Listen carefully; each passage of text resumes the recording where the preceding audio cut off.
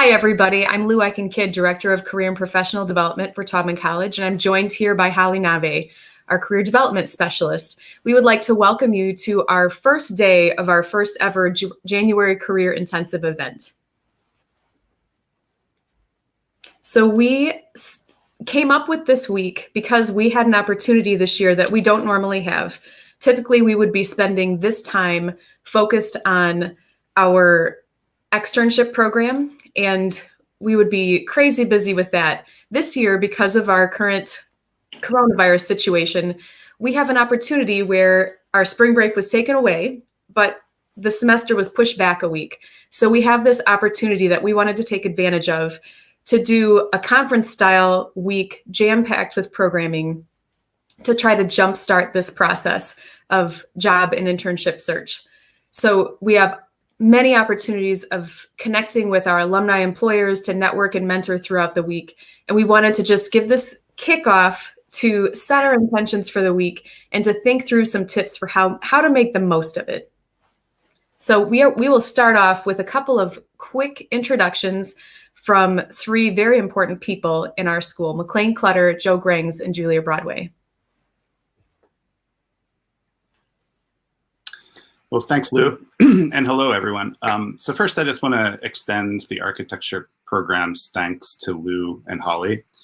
The series of panels and events that you guys have lined up for this week are really impressive, and it's a great opportunity for our students. So again, thank you. And I want to welcome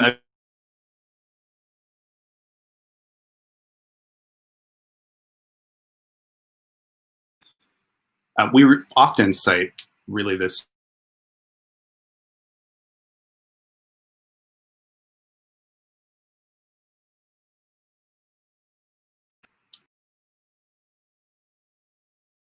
I think McLean's having a bit of difficulty, so we will jump to Joe Grangs at this time.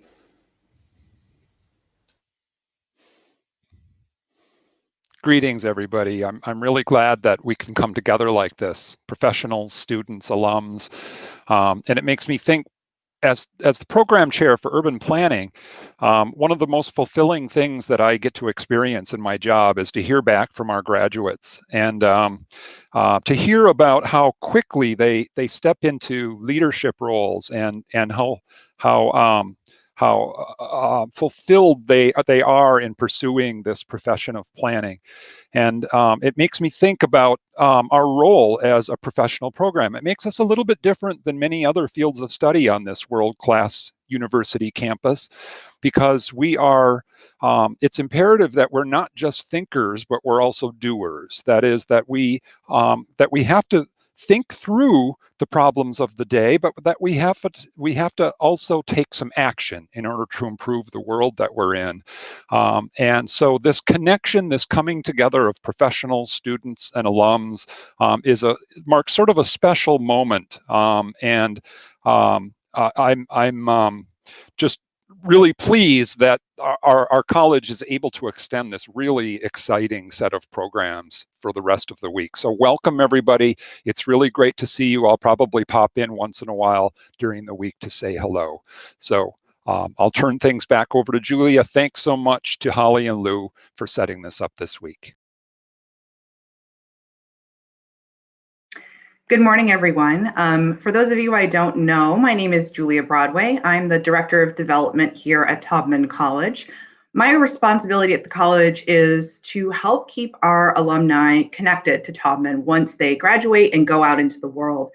That's through their philanthropy, and it's also through college events like this, where they have an opportunity to connect back to students, share their expertise, share their advice, share their perspective on the career and professional path that they've taken, and pass along what they've learned to students like you in order to help you avoid some pitfalls and make the most of your time at Taubman, so that when you enter into whatever it is you hope to do after you graduate, that you are prepared. One of the greatest things about coming to the University of Michigan and coming to Taubman College is the strength of our alumni network. We have almost 10,000 alumni all over the country and the globe, and they are doing everything from real estate development to world-class design, leadership in planning and urban development, urban technology, you name it, we probably have an alum who's doing it. So this is a fantastic opportunity this week to get to hear from alums from, like I said, all over the country and the world that are doing leading work in the design and planning professions. So I really look forward to seeing as many students take advantage of what is a fantastic opportunity to build your network, hear from leading alums, and think about how you might be able to utilize the University of Michigan and Taubman College network to take whatever next steps you're hoping to do once you graduate. Thank you all so much for coming, and I will turn it back over to Lou and Holly. Hi everyone, my name is Holly Nave. I am the Career Development Specialist at Taubman College, and I will just be giving a quick overview of this week's sessions, and then Lou will hop in at any point if she also wants to add in some comments. And so we have a really great slate of programming coming up for all of you this week. Monday, we will be starting with our keynote session just after this program, so stay tuned at 10 o'clock. For our keynote panel that we'll be having some really great panelists on. Our workshops then will resume this afternoon, where we'll be talking about really heavy career skills, including resumes, cover letters, interviewing, mentorship. So make sure to stay tuned for some of our alumni panel during those later afternoon sessions. Tuesday, we'll be doing a full day of roundtables, which are topically based conversations with alumni. And so they will be covering various topics throughout architecture, planning, and career, and that would be a fantastic opportunity for you all to tune in to get an idea of some of those topical pieces that you're wondering about. On Wednesday, we'll be doing pretty much from 9 to 4 a.m. employer information sessions. We have some really great employer partners who will be coming in to give a quick overview of their organization within a 20-minute time period, and there'll be some opportunities to engage with them before and after, depending on the employer. Check out the website for the schedule to just see what to look out for that particular session in terms of timing. Later in Wednesday, there's a speed networking event. This was a pre-registration process, which has since filled up. And so we're so excited for those students and alumni who are able to join us for that session, and we're looking forward to it. On Thursday and Friday, we have our individual meetings, which means, mentoring, portfolio reviews, whatever you'd like to talk to our alumni about. There are sign-up available for those particular meetings. And I'll have Lou touch on that really quickly just to give a quick overview. Yes, and I wanted to give you guys, it looks like around 60 people on the call right now. Those of you who are on this call get a little sneak peek. We have publicized that the process will open for scheduling at noon, but we're actually going to give those of you who are on early a jump start. So sign up will begin at 11 o'clock just after our keynote panel finishes. So please feel free to get onto the Career Fair Plus program at that time, and you can start scheduling individual meetings with our alumni and employers. And then later on Friday, we're going to be having a closing session that will be run by 5 of our own Taubman students. I think this will be probably a really important session for all of you to tune into, especially recapping the week, hearing about things that you missed or learned, and that's going to be a really great opportunity. If you get confused about the schedule, about how to access the events, about how to join in on any of the platforms, check out our website. That is going to be the best place for you to be able to access all the events. And I will say this is available only for Taubman College students and alumni. So please make sure that you are only a Taubman College student and or alumni when you log in. All right. This is what that website looks like. And so I just want to do a quick overview. This is your hub. This is the place that you want to be going for all of our events this week. In the overview tab, we have just below this image, or if you scroll down, on this particular page, there's an overview video to run you through the entire website if you get confused about how to access.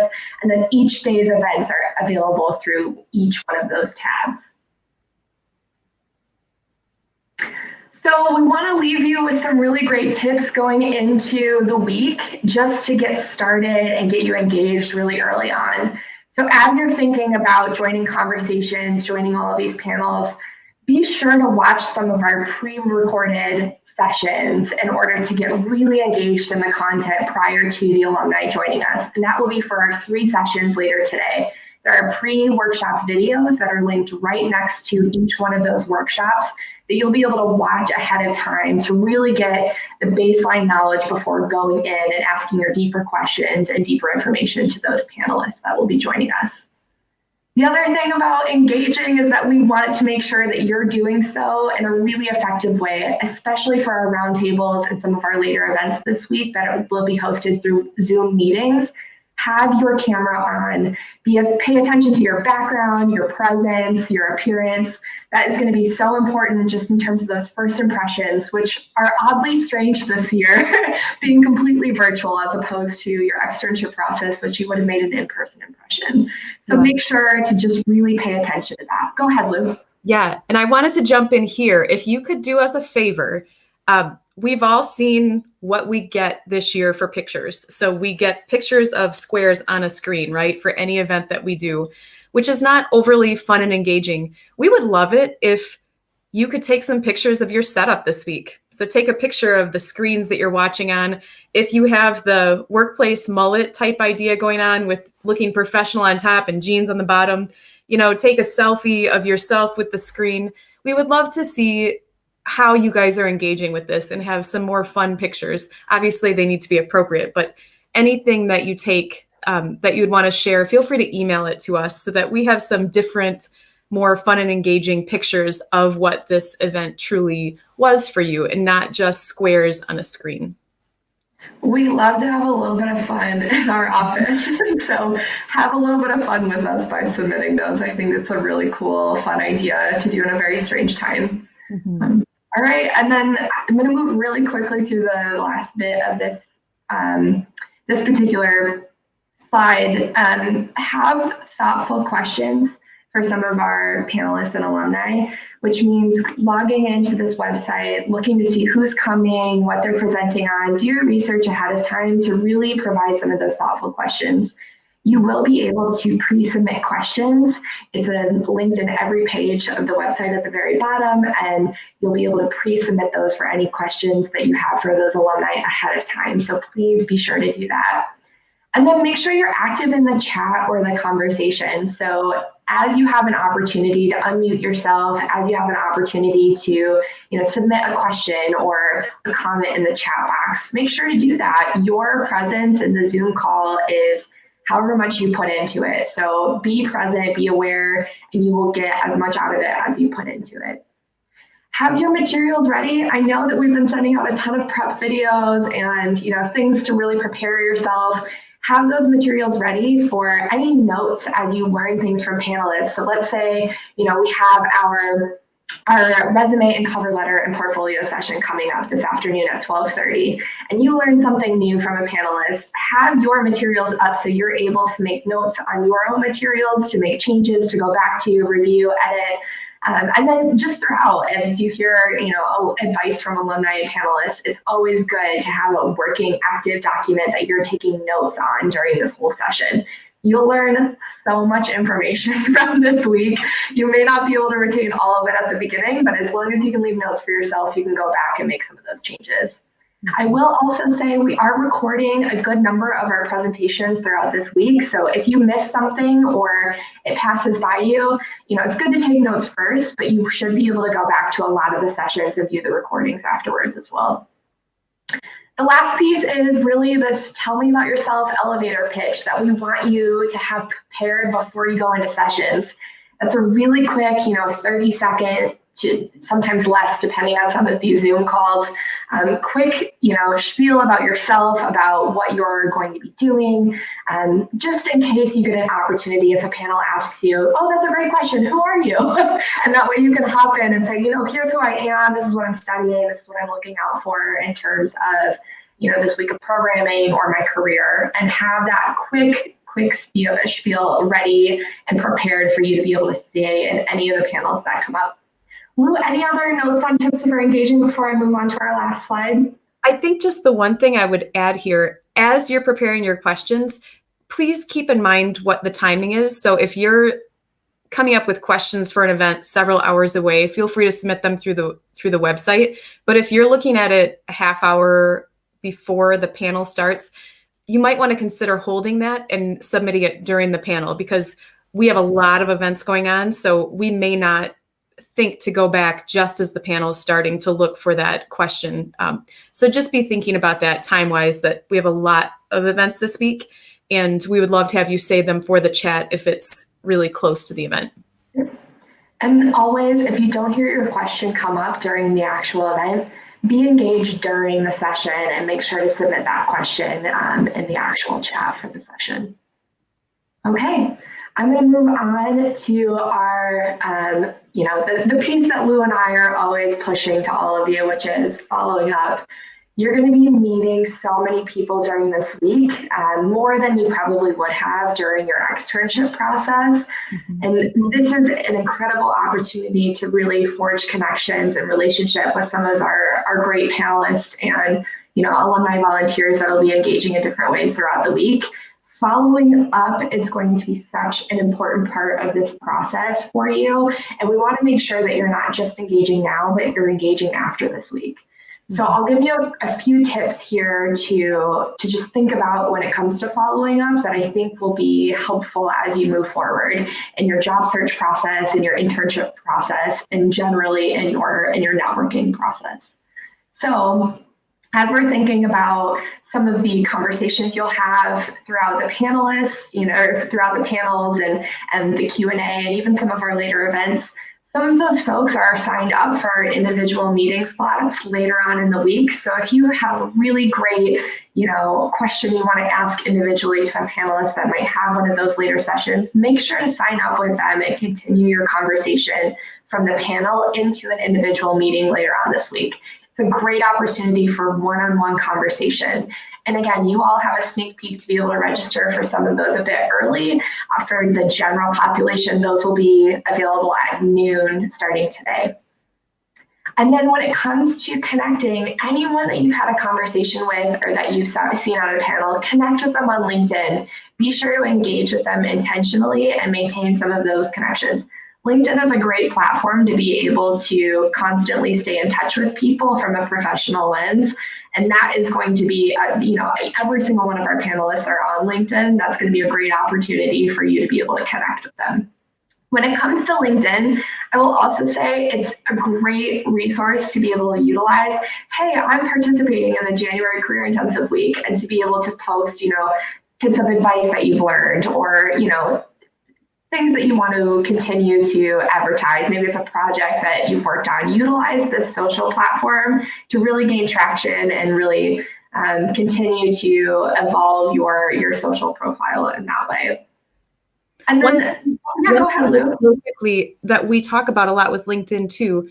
Try not to just send a connection request without a note. This is the perfect excuse to send a note and say, wow, I just heard you speak in the panel and I was so impressed by what you said. Or to say, I've just been doing some research. I see you're going to speak and I'm so excited to hear you. Always try to include a note so that people know why you're connecting. And then that's one more way. If you're connected with them, you could also tag them when you say, I just learned this really cool nugget of information from X alum. Tag them, and that helps give them some promotion too for the ways that they're giving back and for their expertise that they're sharing. I think that's a great piece of advice. The note is the game changer when it comes to connections. Mm-hmm. All right, and then this next piece is, if you've made a really great connection with someone, if you really feel like you have more questions to ask them or you'd really like to engage with them, send a follow-up email.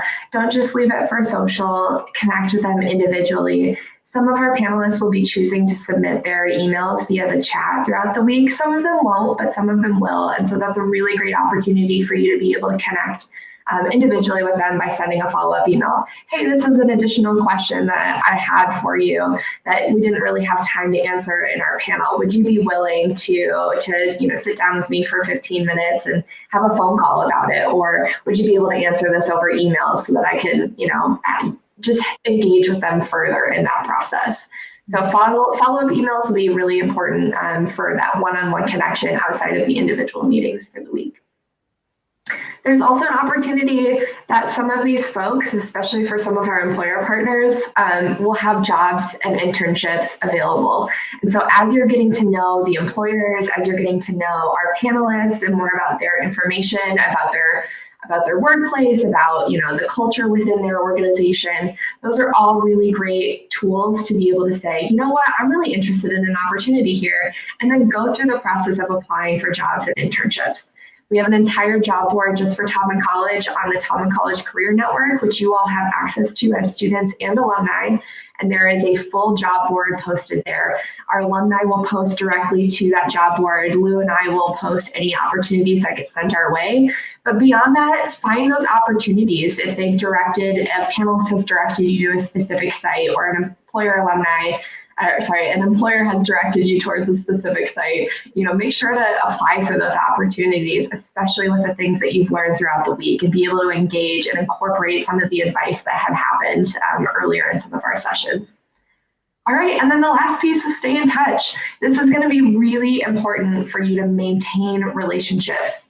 I highly encourage you to attend Lou's workshop later on today, which is all about networking and mentorship with some of our alumni panelists. It'll really be talking about this concept of staying in touch, about networking, and really about continuing some of those relationships into different parts of your career. So make sure if you've learned something, that you've connected with them, that you're staying in touch with some of our alumni. Lou, any other tips on following up? I don't think so. I think that's a great list. Great. Okay, so lastly, again, I just want to make a quick plug for our Taubman College Career Network. We're going to be posting a quick conversation every morning just about, the upcoming events for the day. And this will also be the space for you to be able to go in, find any of our resources. The conversations tab is a really great place to continue conversation generally from some of the topics that you learn. You're able to post and have, continued conversation with some of our alumni. And then this screenshot down here really shows you how specific our filtering options are for connecting with alumni. This platform allows you to connect even more than this week with more alumni that are in our community. It allows you to filter based on location, organization, but then specifically you can click on this help topics. I really want help with my portfolio, or I really want help understanding what the next step in my graduate process is. And this is a great opportunity for you to be able to schedule and chat with alumni directly through this platform. All right. I think that's it for us for this part of the session. We just really want to thank all of you who have joined us this morning for the opening panel. I know we might have some questions. I'm going to check really quickly. Oh, great. Thanks, Michelle, for your comment on strategy and professional connections. We'd be happy to answer any other questions in the chat if you have some. If not, make sure to tune back into this link. We'll be starting again at 10 o'clock for our keynote panel. Lou, any last comments that you want to leave? Just a big thank you to all of you who are joining us for our first session this morning. We are excited about the week ahead, and we're just really grateful to have you here and to get started on this week. Have fun and go blue. Go blue.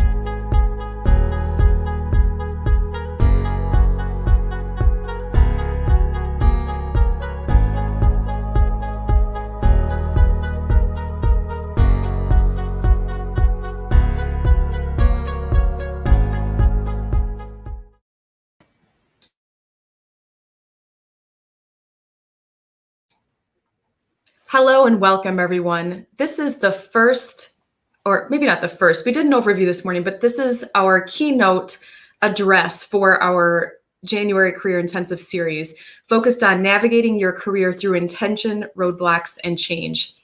As someone who observes people's career trajectories for a living, I'm always fascinated by the interplay of external occurrences as compared to internal intention and plans. I see a lot of variation in the extent to which people actually plan their career versus going with the flow of the opportunities that pop up.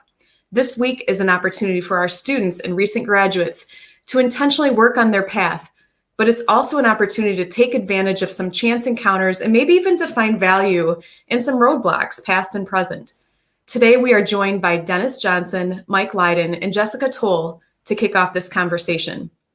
So I would like to start by having each of you introduce yourselves one at a time, sharing a brief self-introduction with your current career status.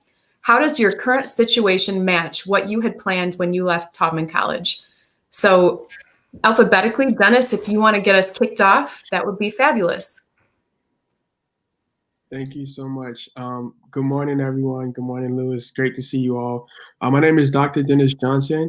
Right now, I am a John Lewis Social Justice Fellow for the Congressional Black Caucus Foundation. I work in the office of Congresswoman Marsha Fudge, Ohio District 11. Congresswoman Fudge recently been appointed Secretary of HUD. So I do a lot of work when it comes to briefing, working on certain research projects, looking into basically whatever the boss tells me. Leading up to that, I graduated in Michigan in 2015.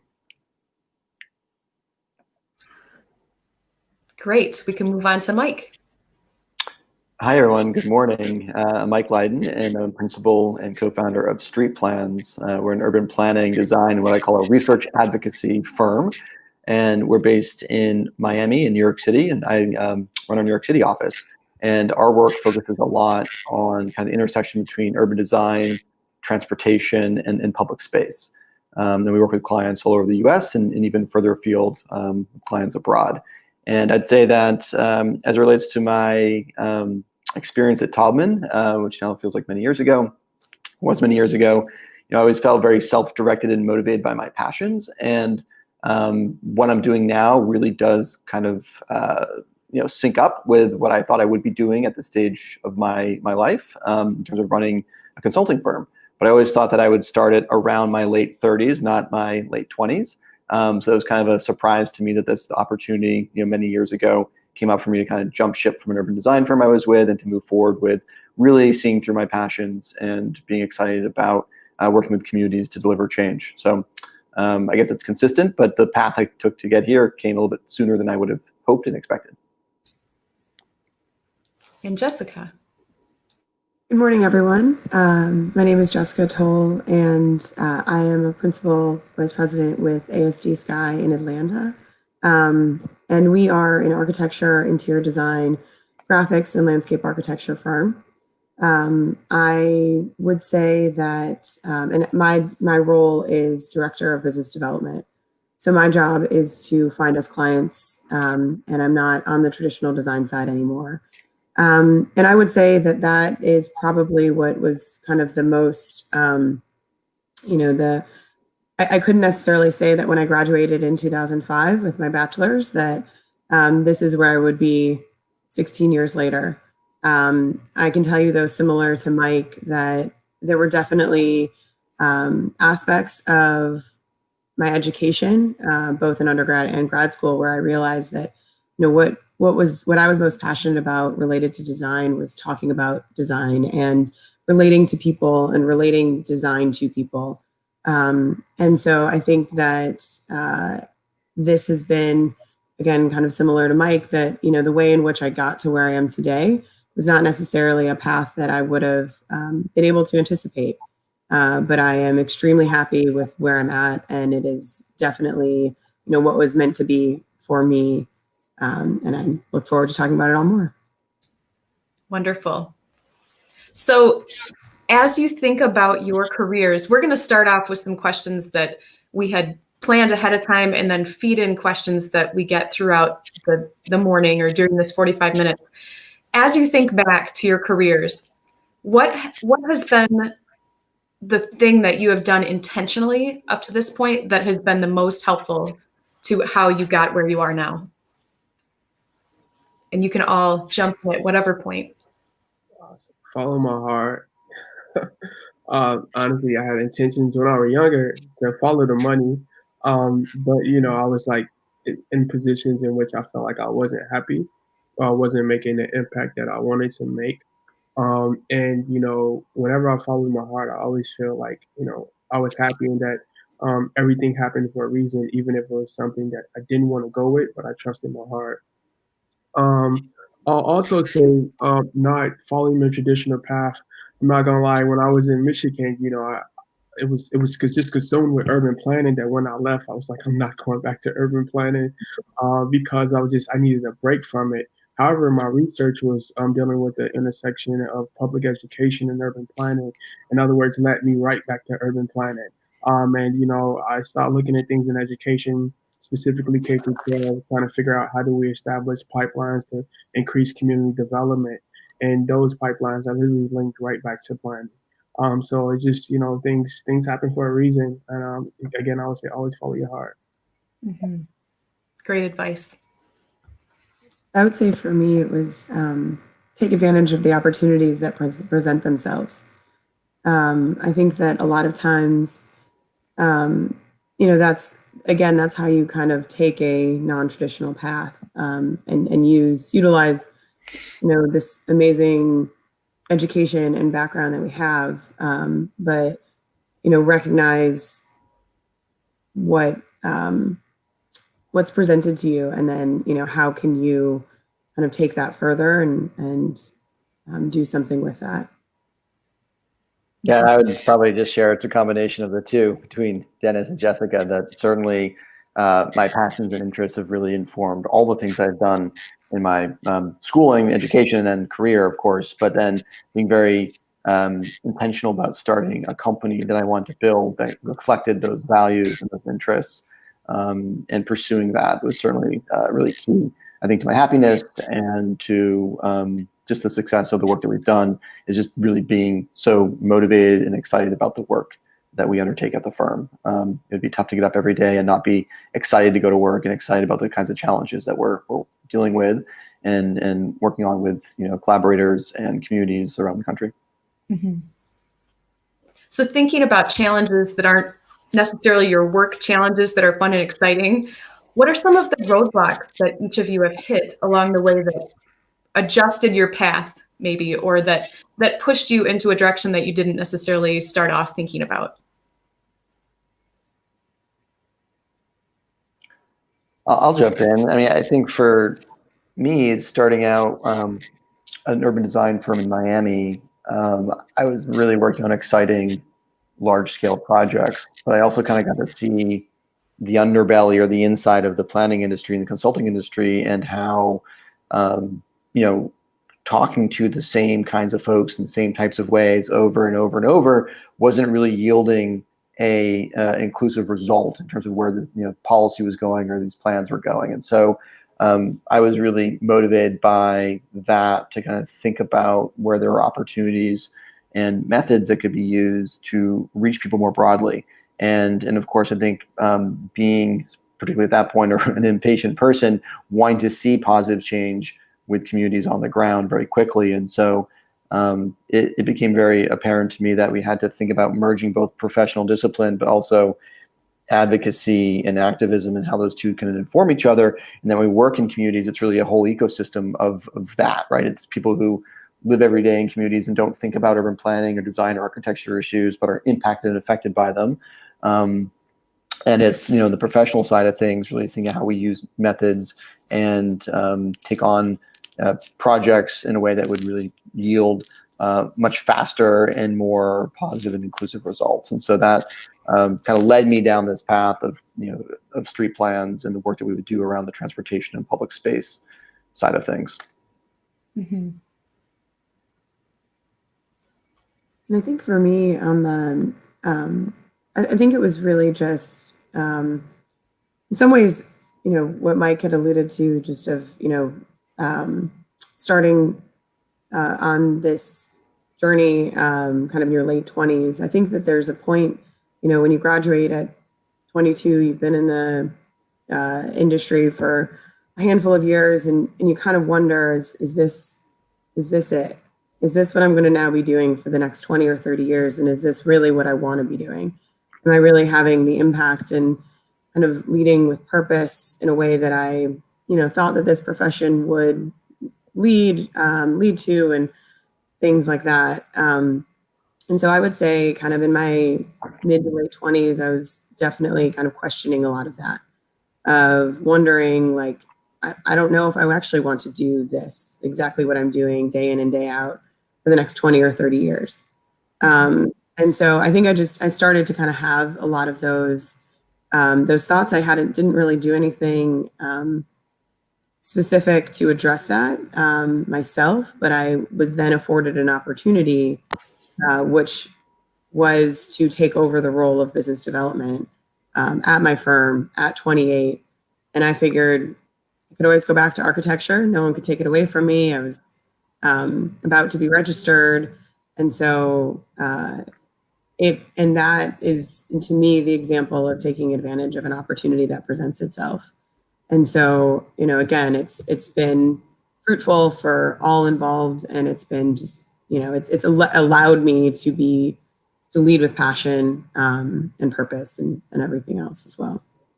So sometimes those roadblocks are that internal feeling of, I don't love this. This is not working for me. And it's good to listen to that gut check. Dennis, did you have any roadblocks that you wanted to share? Oh, definitely. And this roadblock actually started in Michigan. So I'm from Chicago. I remember when I went to, I'm from Chicago, and I went to Chicago State University, which is a majority Black school. It's a PBI, a public Black institution.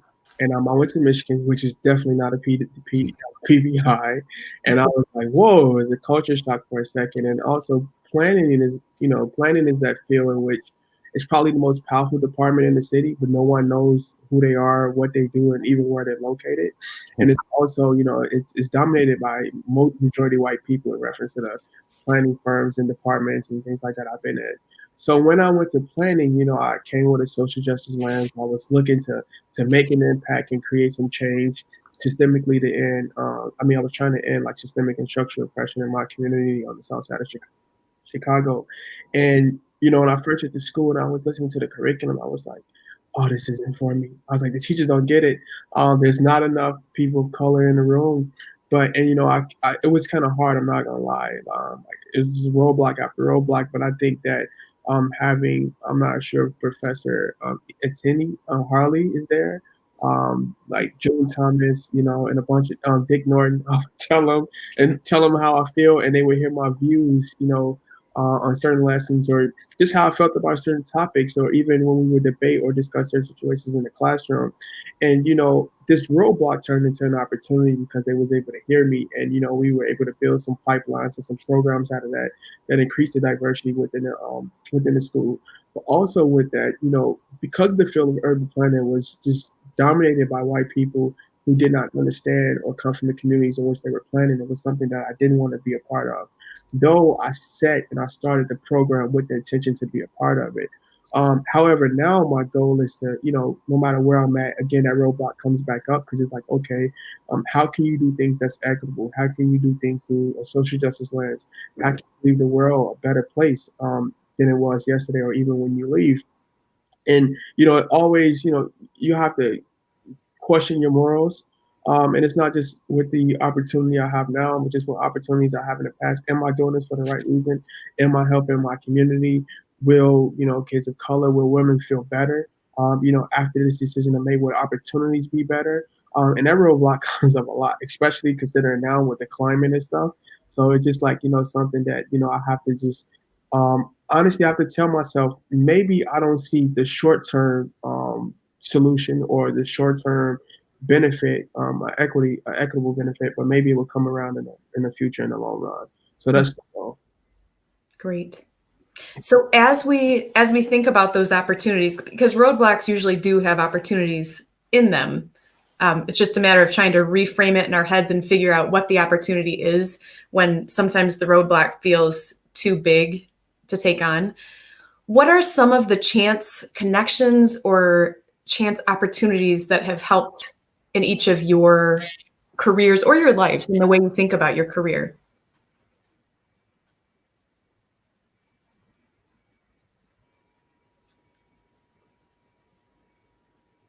Well, I'll dive in again.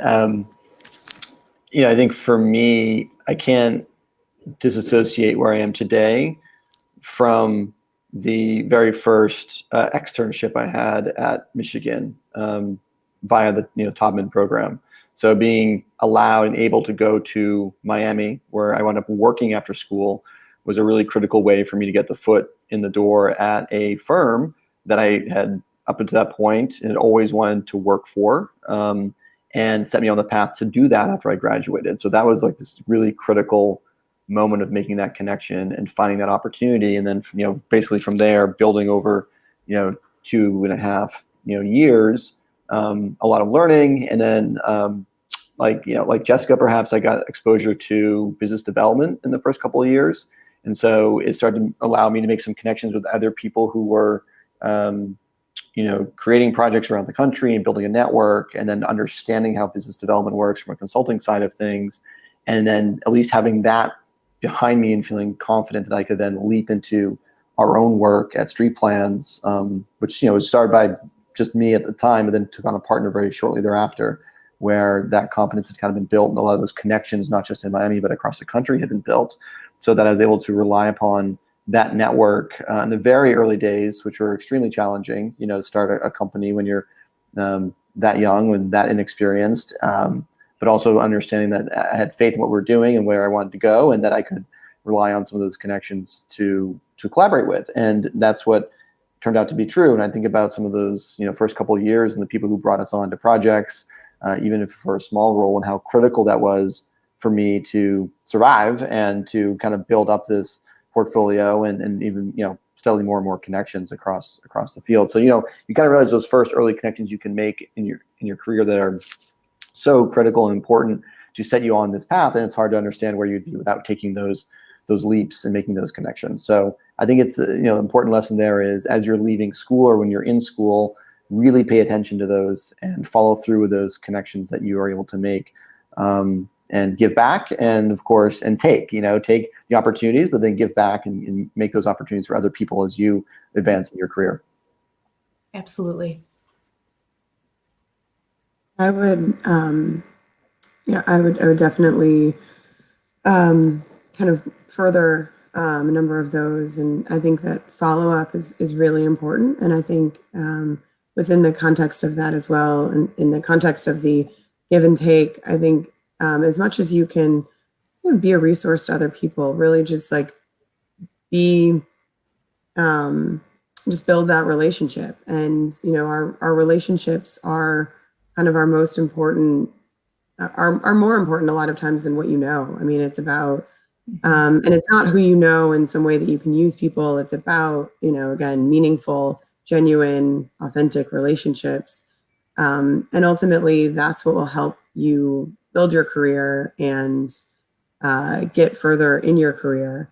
And really thinking through, I mean, I think a lot about mentors when I think about, how I got to where I am and my success in my career. And I think a lot of times, you can be really intentional with mentors. And then there's other times when people evolve as a mentor. And mentors don't have to be in your industry, and they don't have to be older. I mean, it's kind of all across the board. And I would just encourage people to, again, make those connections and follow through. It means a lot when people realize that you actually care about them. Mm-hmm. I would say mine's just being taking advantage of every opportunity. I think Jessica touched on it earlier. I remember I was in an internship on standards. It was a guy at Michigan. His name was Mike Anthony. He's so funny. But he was working in the standards industry for Michigan. And I'm just giving this as an example because it was the most out-of-pocket industry or internship I could have took, but I needed some money at the time. And for those who don't know what standards is, for example, like this little Apple Jack, whatever you call this thing. This is the standard. So no matter where you go, it has to fit the latest iPhone. Even a USB cord is a standard. The plugs, the way concrete is mixed is a standard. With that being said, it's a whole multi-billion-dollar standards industry that's out here. And I never would have learned about that field or what it means to have standards on everything, especially in American society. And it was like an opportunity like that just really took my mind off in reference to okay, you don't necessarily have to study what you got your degrees in. You could just go with the flow and go with the wind again, as long as you're happy.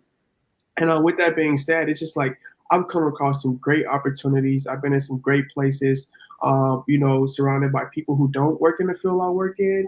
And off a great conversation, ended up on a board or ended up with a certain opportunity, just off a conversation. So yeah, just going with the flow and not being afraid to step outside the box or think outside the box.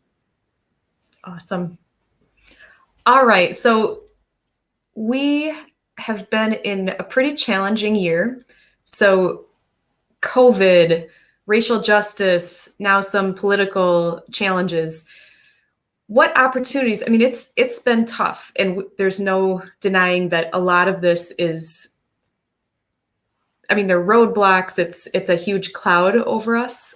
But what are the opportunities that you see coming out of all of these situations in the realms of architecture and planning? Are there things that you have seen in the industry that may be opportunities for our younger professionals or even for yourself related to some of these challenges?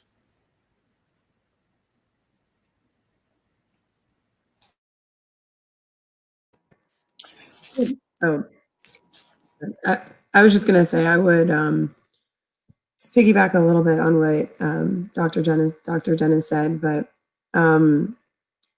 I think that there is a huge opportunity for to empower and amplify voices that should be in our industry, and in a lot of cases just have not ever had the opportunity to be a part of the conversation. And so I think that's something, I think that as people have, I think that people are in a position to finally listen and finally make it a priority. There's a lot to do, and there's a lot more that we need to push. We need to do a better job in getting different perspectives into our programs at an earlier age, and then getting people out into the field. But I just think that we're in a really we're in a good place compared to where we've been in the past of people actually wanting to, or that I think we can go forward and actually, or hopefully, do better than we've done in the past.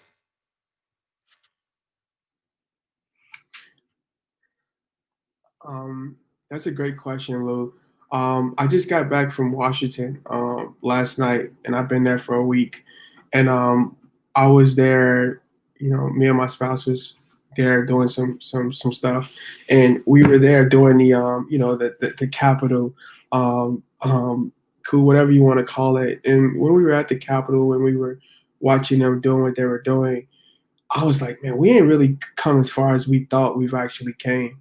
And I feel like, today is like everything we see, I'm not really upset because I feel like it's a mirror on society in general. It's a reflection of who we are, good and bad.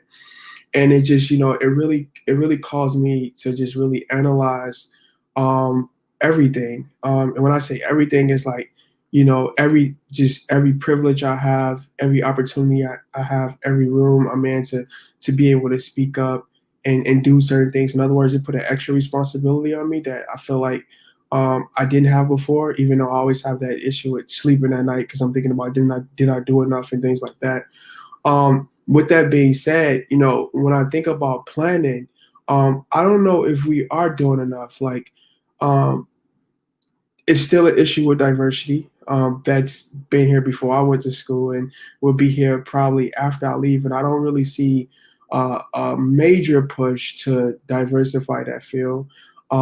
It's still a lack of, and just being in classes and being a professor myself, a lack of conversations and a lack um, of a curriculum that really talks about how planning has oppressed like Black communities, minority communities. I remember I was teaching a class and I was teaching at Cal State Long Beach out here, and because of my planning background, it's an education course, by the way, but I was showing them how highways segregated communities, right?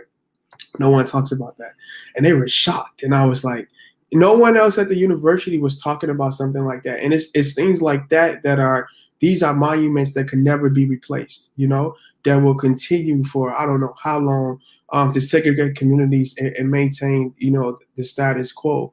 And I don't think that we're doing enough in planning. I have friends in architecture who feel the same way. That is, that this moving in the right way. I do believe if we can start younger. I think that, from an urban planning perspective, we can start putting this in middle school with a curriculum, in high school. I always tell kids when I talk about planning, I start off with the Sims game. Like, you ever played the Sims game before? And then I work it from there. And I feel like it's something that, we need to do and we can do it. And I believe if we start earlier, we can increase interest, increase awareness, diversify the field, start more questions. I also think another cool thing is bringing the planners actually to the community. I think that it's a program, it's called Expanded Horizons at Michigan, that I did. And it was like my first couple weeks there. And so happens I'm from Chicago, and we ended up going back to Chicago for Expanded Horizons. I'm not even gonna lie, I was a bit upset. I was like, why are we going back home? I just left. But when we left and we did Expanded Horizons, we had only went to the communities that were the urban planning communities. This is what planning really looks like. And we went to the I think the American Planning Association and things like that. But fortunately, I had the opportunity to take students from like China, everything. I was like, hey, y'all want to come to the hood? Y'all want to really see what's planning like? And I took them, to one of the most dangerous neighborhoods where they would never see people that look like them, but they will see people that look like them who oppress people that look like me.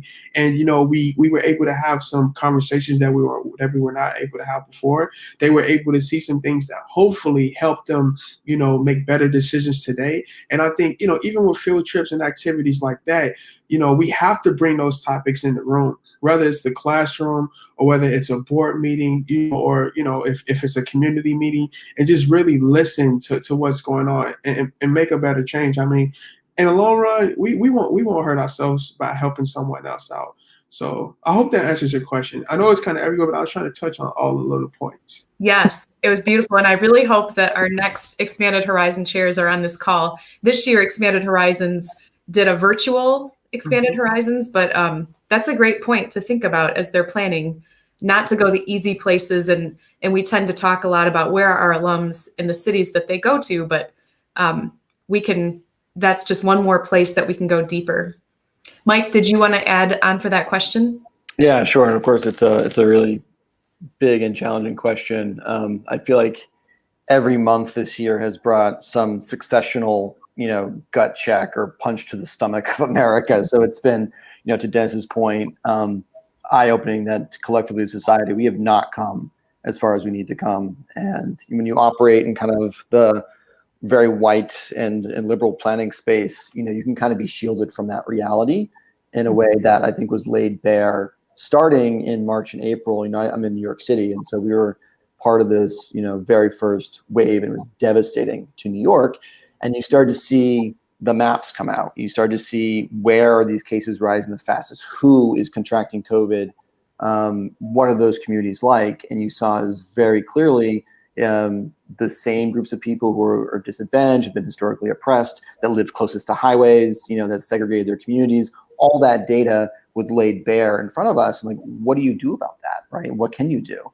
And I think the opportunity is looking at those types of maps and being really honest with yourself and saying, maybe I don't need to focus energy over in this community that has the resources it needs and is doing fine comparatively that as a discipline, as a field, whether you're working in government or you're a consultant, you're a funder at a foundation, you can start to channel more resources and energy into these places to have the kinds of conversations that Dennis is talking about, right? The real conversations about the histories of the planning field and how to move forward and try to start healing from that really horrible past, right? Both intentional, very much intentional, and also very much unintentional.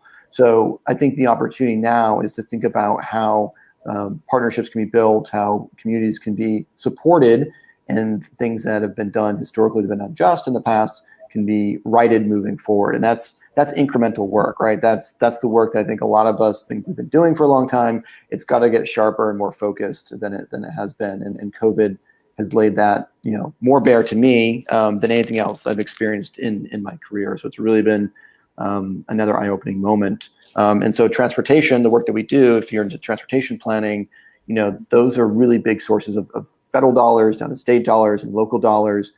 Thinking about how to leverage that into a systemic change in just the process of planning, but then of course ultimately the outcomes is where I think there is all this opportunity as a field, right? Is to really move in a different direction collectively. And as it turns out, a lot of those little steps I think are consistent with some of the best practices as design, as what we're investing in. We should be investing in buses, we should be investing in trains, not in highways, et cetera, like at a macro scale. But at micro scale, we have a lot to figure out on how to do that better in partnership with communities. So I think, again, that's where the opportunity lies. Mm-hmm. And in the built environment, it'll be interesting to see where we go. As far as most of us, looks like we're all at home right now and not in office buildings, which makes the infrastructure surrounding the internet and all of these pieces really important to think about too. We're going to switch over to a question from a student. So if we can bring that up here. In impacting our chosen industries, especially in the hiring process, do you see places where we have power to leverage our talent for systemic change?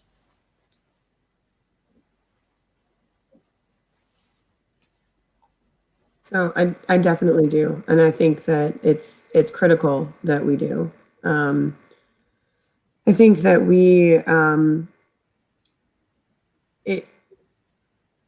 if we don't consider, the impact that we have on people, on the way in which people interact, on the way in which people's humanity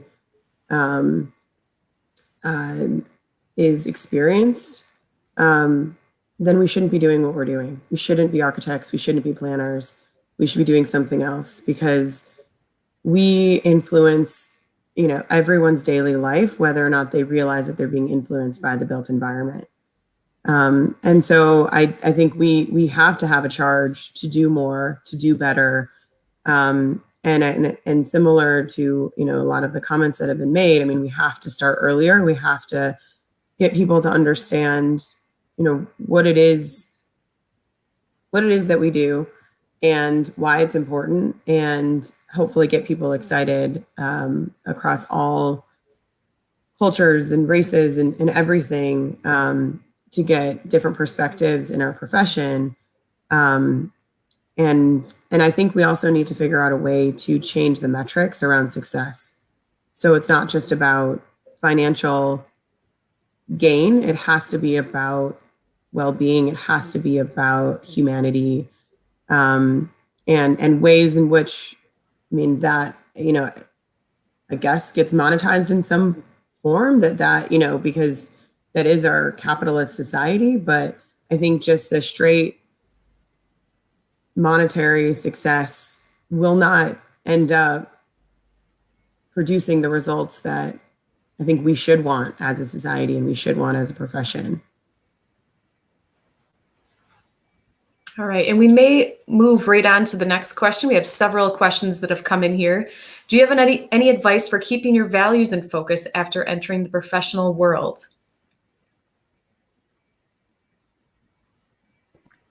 I would say just follow your passion. If you're passionate and have values today in grad school, find the organizations, the companies, the agencies that reflect those. And if they don't, look for other opportunity. it's a wide and diverse field. You know, urban planning degrees or design degrees, architecture degrees can really translate well to many other fields or portions or aspects of the field. So I think most important is keep yourself happy and find those opportunities where you can be positive and be happy about what you're doing every day and feel like you're making an impact. If you can't find that in a certain organization, then it's clearly a good sign that you need to move on. And by doing that, you'll help preserve, I think, your own values. Can you repeat the question, Lou? Yes. Do you have advice for keeping your values in focus after you enter the professional world? Yes. Like I do like these annual like analyzations of myself. As in like what decisions I could have made better, not only personal but professional as well. I also try to look at the long-term outcome of the decisions and the policies I may have helped put in place and things like that, and really understanding how they affected whatever population or whatever people they were affecting. Another thing that I think about is that I understand that it took hundreds of years to get us here, as in like it was like decades, hundreds of years of oppression, right? Therefore, the change that I see, the change that I seek, I may not see it today. I may not see it during my lifetime, but I know I'm making the right decisions. And I think that helps to lead me, on my way. And also to the previous question, I'm trying to answer it during the time because I was thinking about it, but I don't really know anyone in the professional field that's really doing it right that I can recommend and be like, hey, here's the blueprint. And this specifically in planning. And one of the reasons why is because a lot of people benefit, off oppression. A lot of people, we don't like to talk about it. Even myself, I remember when I moved to LA, I moved downtown. I thought I was living a life, and I looked out the window and saw all these homeless people surrounding me and living on the floor. I didn't even realize what I was doing. I was living luxury, but at what cost? Who was displaced in the process? So it's even the small things like that that you have to question, to the big things in reference to, okay, should we make this decision? Should we build this here? Should we plan this? So yeah, I hope that answers your question. Mm-hmm. Yes. And our next question here from students: what kind of efforts are ASD Sky and Street Plans making to diversify the professionals working in the field or understanding the importance of diversity? I can obviously speak to us. I mean, I think that diversity has always been something that's important to us. I think that we've always done a much better job with gender diversity than racial diversity. I would say that within the last year, we've really put an emphasis on how can we make an impact at a larger scale and a more meaningful way. And what some of the things that we are focusing on right now is developing mentorship programs that we can go out to the community and bring to different levels of education, starting in middle school all the way through higher ed. And similarly, also developing design curriculum that can start to introduce our professions to younger folks again. Even that and thinking about that at even the elementary level all the way through kind of higher ed. And I think, alongside that, one of the things that we've specifically been talking about is also, looking at HBCUs and, we live in Atlanta, or we're headquartered in Atlanta. If we can't find talent in Atlanta in the Southeast, I mean, it's that there's a huge problem there. But also thinking about, it's interesting, none of the HBCUs in Atlanta have design programs. It's a lot of the other ones kind of in and around Georgia and Atlanta. And so it's can we develop curriculum that can start to introduce it at places like Morehouse and Spelman and Clark and not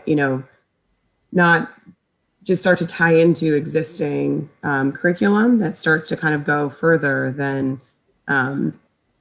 sticking with kind of the predominantly white universities that are kind of throughout our region and all of that.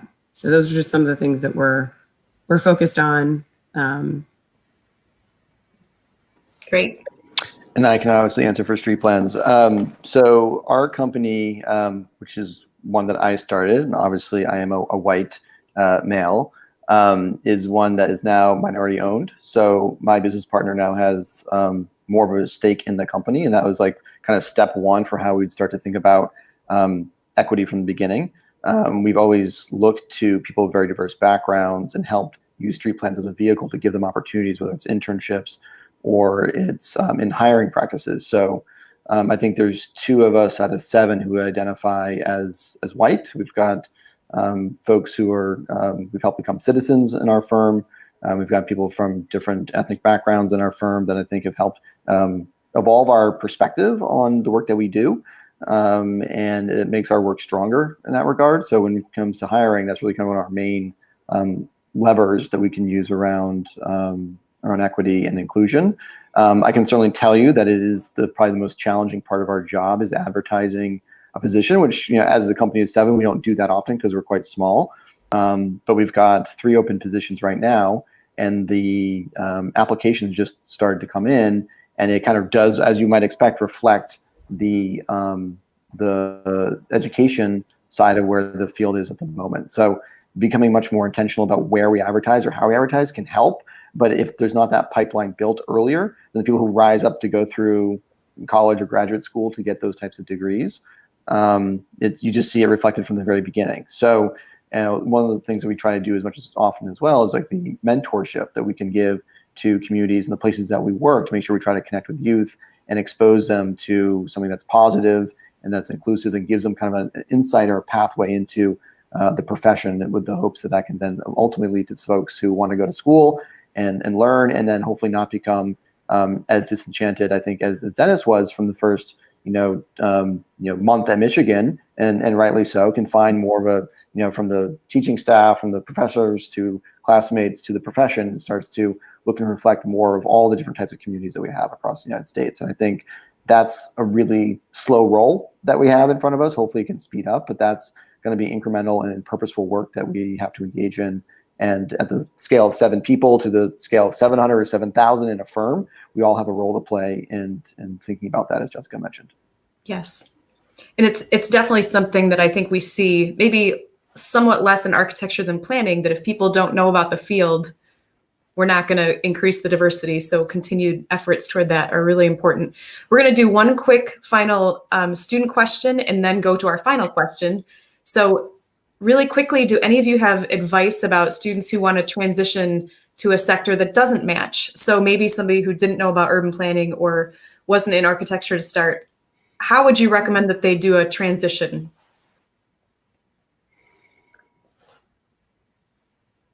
I would say, think about what I guess this goes back to the passion and values and other things. I mean, what is the reason that you want to transition to something else? And then think about your past experience and think about how you can frame that past experience in order to put you in a position for success with where you want to transition to. And so, again, everything that we do in life is, whether it's a roadblock, whether it's an opportunity, is something that affects who you are and who you become and all of those things. And so just try to determine a way that can further you in kind of success versus, don't think of, well, this has nothing to do with what I'm interested in doing. There's something about what you did previously that can aid you as you look to transition into something else. Mm-hmm. I would say don't be afraid to take chances.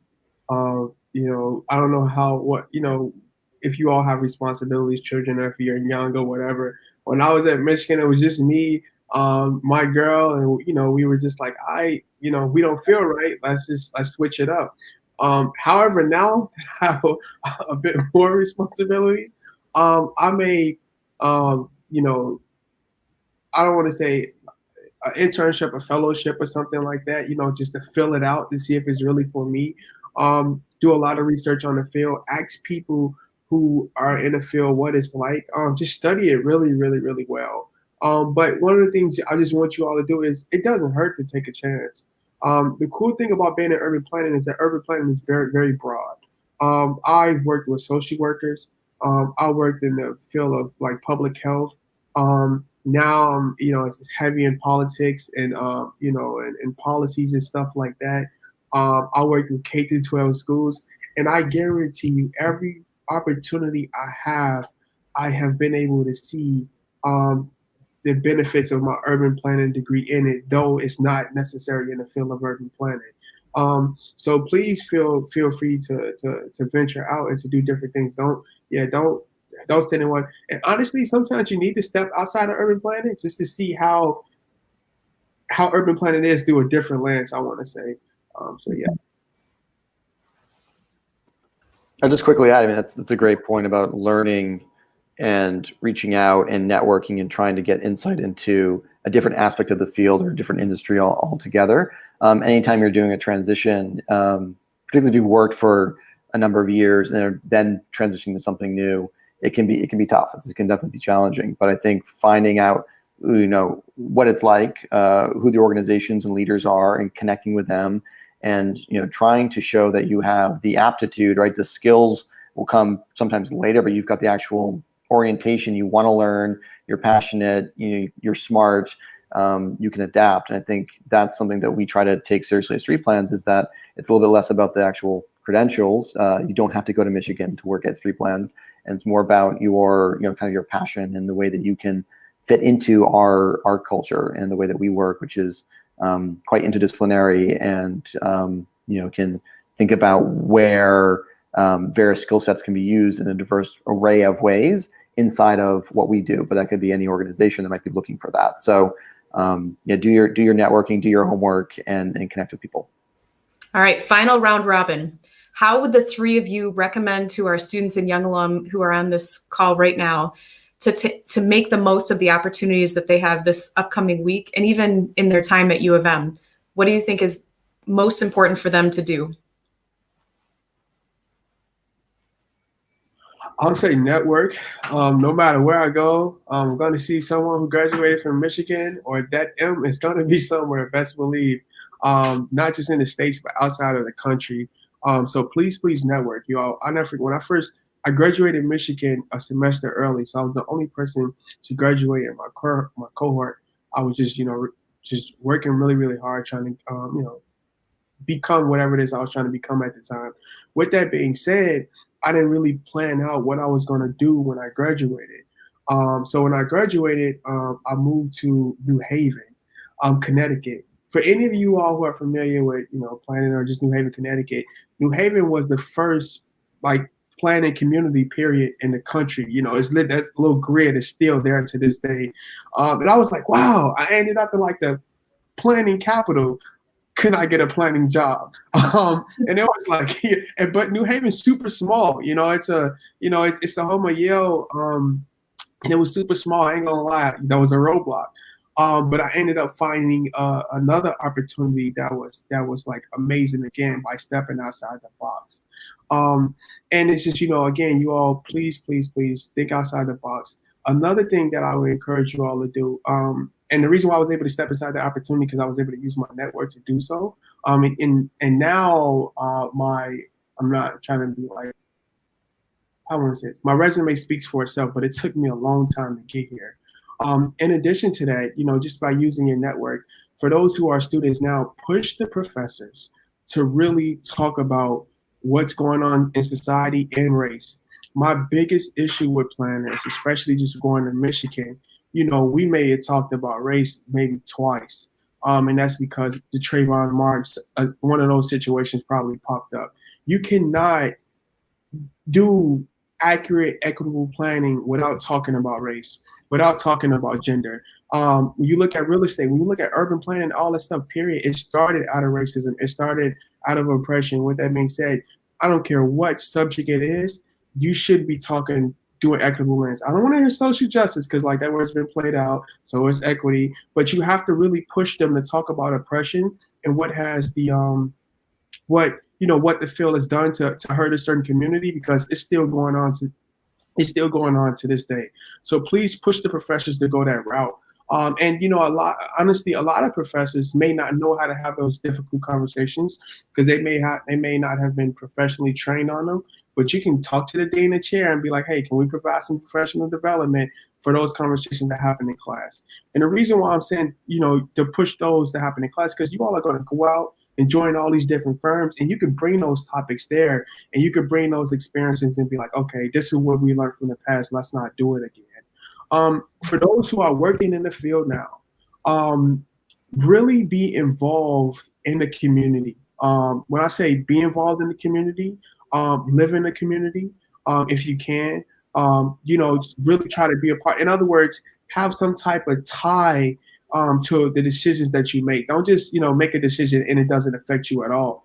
And I believe if you have some type of tie and if you love the people there, you'll do the right thing. Mm-hmm. Mike and Jessica, do you want to give your final words?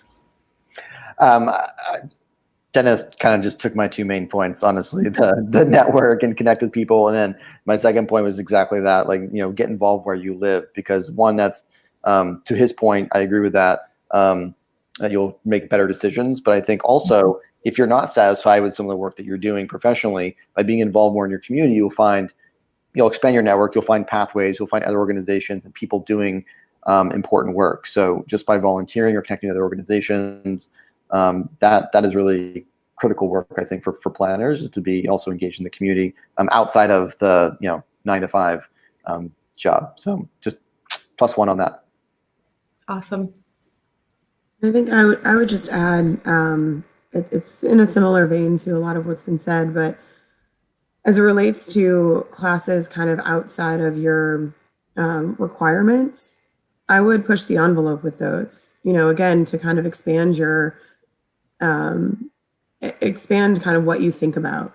And I even know, when I was, when I was in school, taking classes on policy and urban planning is what really got me kind of to figure out my own passion as I got further into my career. And so I think, I just challenge you to look outside of even Taubman and see what Michigan has to offer, and even go just across within Taubman, go across, if you're an architecture major, look at policy, look at planning, and understand what, our whole industry, how it all intersects, and vice versa. And so I'd say that. And then I also agree on relationships. Everything about my life is built on relationships. But I think even to the extent of not just, with professors and not just with people in the industry, but with your classmates. These are people that you will have a bond with forever. And I am of the mindset that relationships are never dead. They are sometimes dormant, and they can be dormant for 20 years, honestly. Like, I reconnected with a classmate from undergrad architecture last fall, and we had not seen each other in 15 years, and it didn't matter. And we've since, reconnected and are good friends again. And, I think just always kind of keep that in mind, and you have this shared experience that already builds in this network, and utilize that and hold on to it. Mm-hmm. And one quick reminder as we end this panel, even those connections of your friends and colleagues while you're in school, you may get out in 2 years as students or young professionals, and all of a sudden you might be working with Jessica Toll or Mike Lydon or Dennis Johnson. And it doesn't matter if they were that professional that you looked up to and you thought, oh my gosh, wow, they're so cool. Look at what they're doing. You might be colleagues with them and be great friends with them, or they might be your mentor. So as you go through this week, take every opportunity to connect with the professionals that we have involved in this week, and reach out beyond. Find the people that you're interested in, who are doing the work you're passionate about, and who have taken chances and taken those opportunities that they've had along the way. Make sure you're reaching out for those. Thank you very much to our panelists. This has been fantastic. We could, I'm sure, talk for hours about all of these topics, but we'll keep it tight in this brief panel to start off with. We very much appreciate you being part of this. And go Blue. Thank you all. Go Blue. Take care. Thank you. Thanks.